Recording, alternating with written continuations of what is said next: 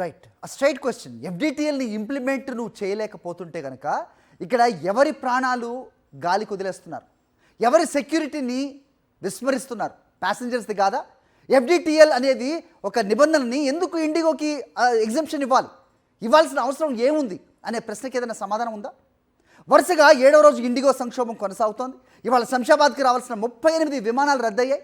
శంషాబాద్ నుంచి వెళ్లాల్సిన 39 IndiGo services cancel అయ్యాయి. ఎయిర్పోర్ట్లో ప్రయాణికులు పడిగాపులు కాస్తున్నారు. కేంద్ర విమానయాన శాఖ మంత్రి రామ్మోహన్పై ప్రయాణికులు ఫైర్ అవుతున్నారు. సంక్షోభాన్ని పరిష్కరించడంలో రామ్మోహన్ నాయుడు ఫెయిల్ అయ్యారంటూ ప్రయాణికులు ఆగ్రహం వ్యక్తం చేస్తున్నారు. రైట్, ఒకసారి హైదరాబాద్ శంషాబాద్ ఎయిర్పోర్ట్కి వెళ్దాం. పరిస్థితి మా కరెస్పాండెంట్ సాయి కిరణ్ అడిగి తెలుసుకునే ప్రయత్నం చేద్దాం. సాయి కిరణ్, చెప్పండి. 38 డిపార్చర్స్, 39 అరైవల్స్ క్యాన్సిల్ అయిన పరిస్థితి ఏం జరుగుతోంది? ప్యాసింజర్స్ ఎలా ఉన్నారు? వాళ్ళని పలకరించే అధికారి ఎవరన్నా ఉన్నారా? అప్డేట్స్ ఏంటి?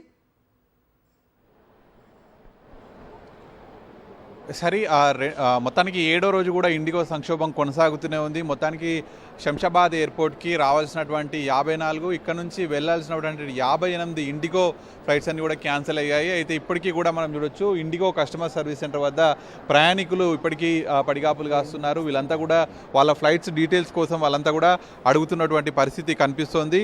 సో మొత్తానికి ఈ సంక్షోభం వల్ల దేశవ్యాప్తంగా కూడా ప్రజలు అనేక మానసిక క్షోభను అనుభవించారు. అనేక పర్యాటక రంగాలు, రవాణా రంగాలు, అనేక ఆర్థిక వ్యవస్థ కూడా పూర్తిగా దెబ్బతిన్నదనేటువంటిది కూడా మనకు అనేక రంగాల నుంచి వినిపిస్తుంది. ఎందుకంటే ఒక్క విమానయాన రంగం అనేటువంటిది నడిస్తే ఇక్కడ నుంచి ఇతర రాష్ట్రాలకు శీతాకాల విడుదల కోసం, శీతాకాల అయితే పర్యటనల కోసం వెళ్ళేటువంటి వాళ్ళు రాజస్థాన్ కావచ్చు, గోవా, గుజరాత్, ఇలా అనేక ప్రాంతాలు వెళ్ళాల్సిన వాళ్ళంతా కూడా వెళ్తూ ఉంటారు. సో దీంతో ఒకసారిగా పర్యాటక రంగం కూడా కుదేలైపోయింది, రవాణా రంగం కుదేలైంది. దీని మీద ఆధారపడ్డటువంటి క్యాబ్ డ్రైవర్లు, ట్రాన్స్పోర్ట్ డిపార్ట్మెంట్ అంతా కూడా కుదేలైపోయినటువంటి పరిస్థితి కనిపిస్తుంది. సో మొత్తానికి ఈ రోజుకి కూడా ఇంకా 112 విమానాలు ఇండిగోకి సంబంధించి శంషాబాద్ కేంద్రంగానే, ఒక్క శంషాబాద్ కేంద్రంగానే రద్దయ్యాయి. మొత్తంగా అటు దేశవ్యాప్తంగా కూడా 2300 సర్వీసులను ఇండిగా ఒక్కరోజు నడుపుతుంది. సో నిన్న సండే రోజుకి వచ్చేసరికి ఒక 1650 వరకు సర్వీసులు నడిపింది. అంటే ఇంకా ఆల్మోస్ట్ ఇంకొక 1000 సర్వీసులను కూడా క్యాన్సిల్ చేసినటువంటి పరిస్థితి. సో మరి ఇప్పటికైనా కూడా ఈ రోజైనా మెరుగుపడుతుందా అంటే ఇప్పటికి కూడా మెరుగుపడలేదు. సో ఇప్పటికైనా కూడా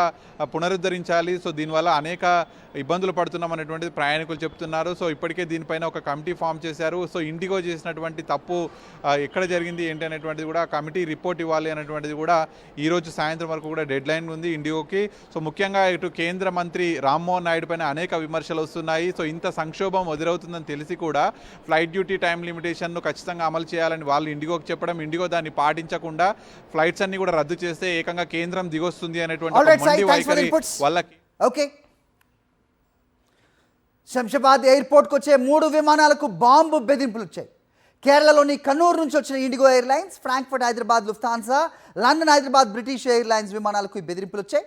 దీంతో శంషాబాద్ విమానాశ్రయంలో వీటిని ల్యాండ్ చేయగా బాంబ్ స్క్వాడ్ బృందాలు తనిఖీలు చేపట్టాయి. ప్రయాణికులను సురక్షితంగా దింపి ఐసోలేషన్కి తరలించారు.